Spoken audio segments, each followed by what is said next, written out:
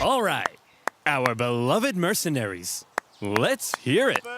Okay, thank you one and all for your hard work fighting in the First Punic War. Would have been nice if you'd won, maybe tried a little harder. But this isn't the finger-pointing convention. I know you all have one thing on your minds. Hey, when are we all getting paid? Remember you lost your... Okay. Jim, why don't you tell them? I'm not telling them, you tell them. Ugh. Look, you're not getting paid. What? We lost the First Punic War and owe the Romans a ton of reparations. Of course we can't pay you in full. Let's burn this place to the ground! Hey! Don't burn this place to the ground. Come on, fellas. Will killing us really make you feel better about your money? Yes. Way to go, sir. Shut up, Jim. You're fired. I guess that makes two of us. Huh?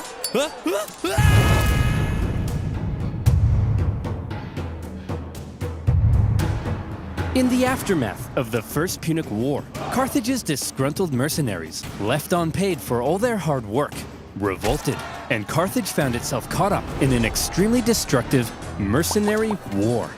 The panicked Carthaginians hired more mercenaries to fight the mercenaries they couldn't afford to pay, and Carthage came dangerously close to collapse.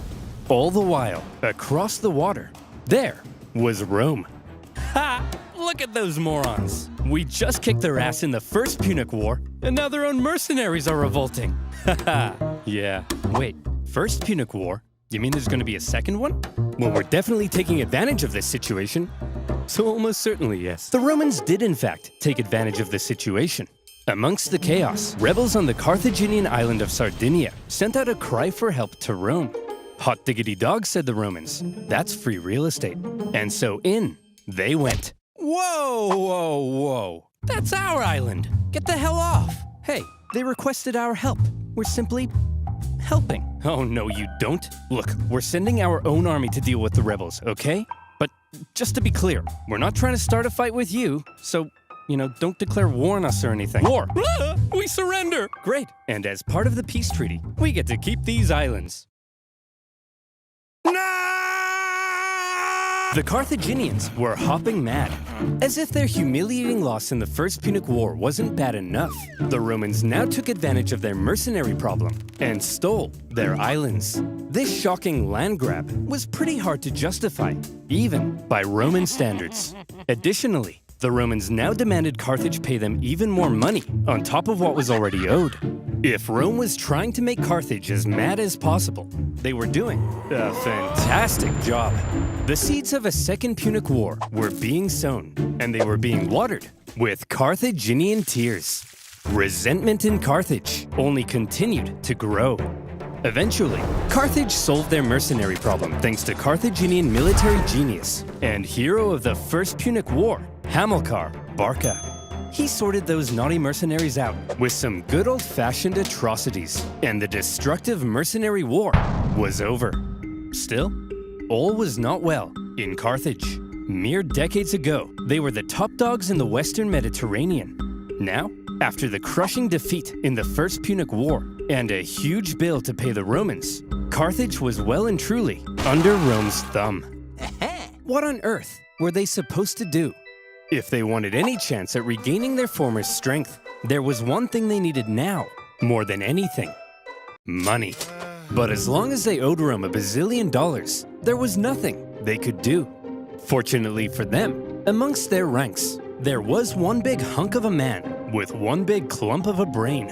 Me! Hamilcar Barca! Yes! Wait, why do you all have the exact same voice? I have it too! That's right. Hero of the First Punic War, greatest general alive, and the poster above my bed.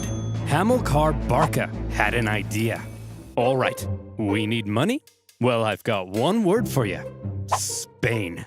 An area filled with lucrative silver mines, from which the silver would flow like a river, and our pockets would be stuffed, like Tony's mother at a buffet. Hey! So here's my proposal. What the hell? You send me with an army to Spain. I'll expand our territory, get those silver mines up and running, and we'll be able to pay the Romans back in no time. Okay, but just to check. You're not secretly raising the money to go on a bloodthirsty revenge spree against Rome, are you? Because we can't afford that. Hanno, my dear, I'm simply going to pay them back.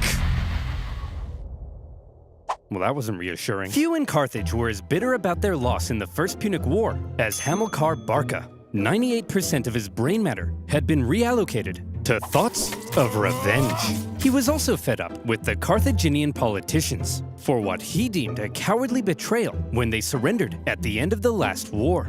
And so for Hamilcar, going to Spain meant being able to act independently from the weak Carthaginian government, building his own strength, and then perhaps somewhere down the line, revenge.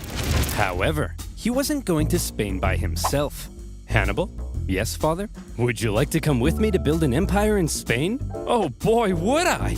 Barbara, mind if I take our 9-year-old son with me? I want to implant an intense hatred of Rome in him and prepare him for a glorious campaign of vengeance. Just try not to traumatize him, dear. No promises.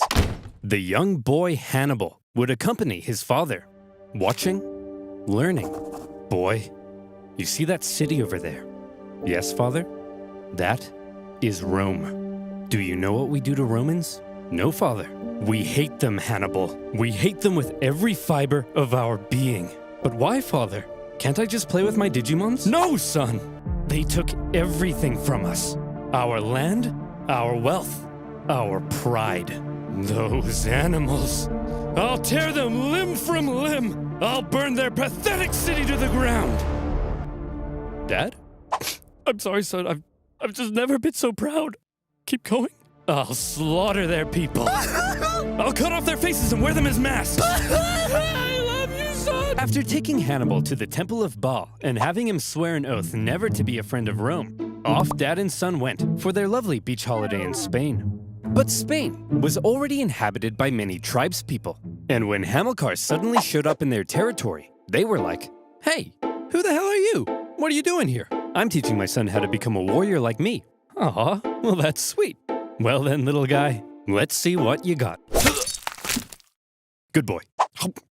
As Hamilcar got to work fighting the tribes of Iberia and expanding Carthaginian influence, Hannibal became a child of war, even earning battle scars from a young age. And he grew to become a great military leader himself, making his father very proud. "I love you so much, son." "Dad, not in front of the enemy." "You killed that guy so well, son." The Barcas successfully consolidated Carthaginian power, got those silver mines up and running, and were sending buckets of cash back to a money-starved Carthage. And symbolizing Carthage's regrowing strength, a beautiful new city would eventually be founded in Spain. New Carthage, with a magnificent palace at its center. Carthage is back, baby!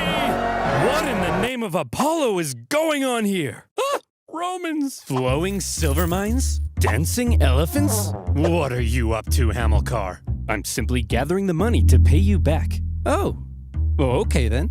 Or are you rebuilding strength to go on a bloodthirsty revenge spree? Like I said, Claudius, I'm simply trying to pay you back.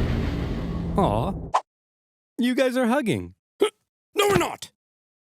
I was hugging. Hamilcar had practically carved out a kingdom for himself in Spain, free from the meddling Carthaginian politicians. His power was becoming immense. But Dad, yes, my son? I'm confused.